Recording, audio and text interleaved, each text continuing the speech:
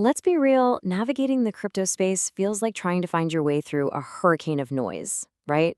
You've got billionaires being bullish, developers shipping code, regulators circling, and absolutely everyone has an opinion. So, how in the world do you separate the real signal from all the carefully crafted stories? Well, in this explainer, we're going to build a framework to do exactly that. And it all starts with this one pretty intense question.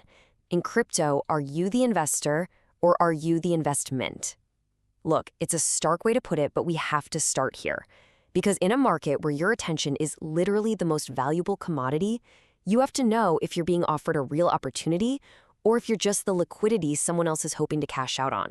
The answer to that question often comes down to this one key concept: narrative engineering. Now, this isn't about people telling outright lies. It's way more subtle than that. It's the art of shaping a story to guide money, to coordinate capital in a very specific direction.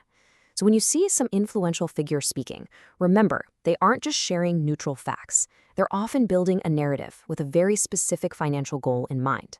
So, to really get a handle on the narrative, you first have to understand who the architects are.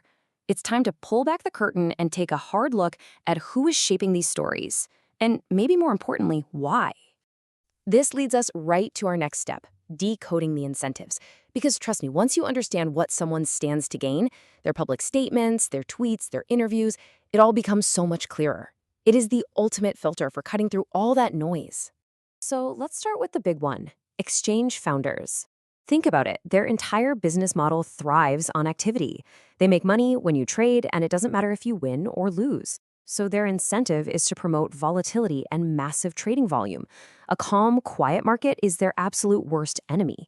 That means their narratives are almost always going to be designed to get you to take action, to create churn. Then you've got the ETF issuers, the big Wall Street players. Their goal is super simple: get more money into their funds. They win by growing their assets under management, or AUM. And to do that, they have to attract more conservative, traditional capital. So of course, their narrative is going to downplay risk and really hammer home the ideas of stability and legitimacy. And then we have the venture capitalists, the VCs. Their incentives are totally different. See, they invested way early, and they need to sell their enormous positions to actually make their profits. They need something called exit liquidity. And let's be blunt, that's supposed to be you. So it's really not a coincidence that you often see this huge wave of positive news and incredible hype right before a big token unlock, which, what do you know, is when they can finally start selling. Okay, so knowing all of this, how can you protect yourself? How do you make better decisions? Well, you need a tool, a systematic way to check the actual facts on the ground against the stories that you're being told. And that tool is what we're calling the critical value filter. And here it is, the toolkit in action. It's really simple, broken down into 3 key pillars: adoption, utility, and scarcity. Instead of just taking someone's word for it, this framework forces you to ask the most important question: what does the verifiable on-chain data actually say? Okay, let's break this down, starting with adoption. The hype you'll always hear is stuff like, a massive partnership is incoming, but that's just talk, right? The real data, the proof, is sitting right there on the blockchain. Are people actually using this thing? You verify this by looking at hard numbers, like daily active addresses and the volume of smart contract calls. Is the usage real, and is it growing? That's what matters. Next up, utility and scarcity. You'll hear these huge claims about revolutionizing finance, but the real question is simple. Is the protocol actually making money?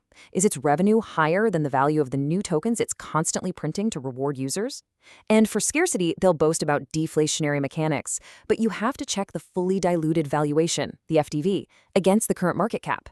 If there's a huge gap, it means a flood of new tokens is scheduled to hit the market, which could seriously dilute your holdings. That's kind of the opposite of scarce.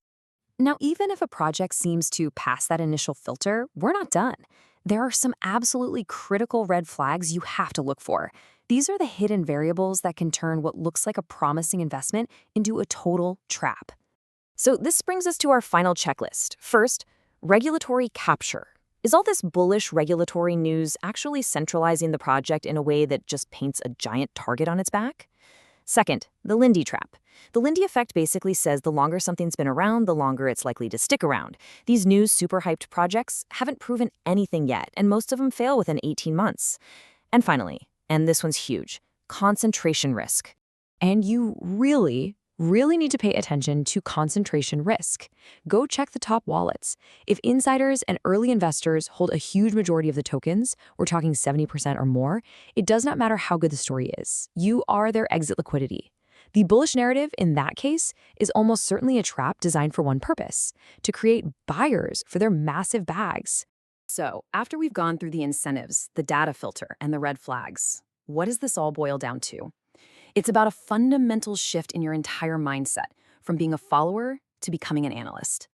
The source material for this entire analysis gives a really clear verdict when it comes to relying on these big institutional voices. High caution. That doesn't mean every project is a scam, of course not. But it does mean that your default stance, your starting point, should always be one of healthy skepticism and verification. So here's the bottom line. When a well-known figure makes some big bullish call, don't take it as a fundamental truth. Treat it as a marketing signal.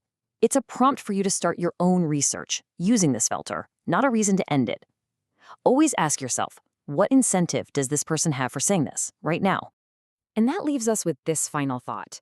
In this market, the real edge, the ultimate advantage, isn't about finding the next guru to follow. It's about building the skills to see the game that's being played, to look at the board and to calmly outthink the incentives of everyone else. That is how you turn their exit liquidity into your real opportunity.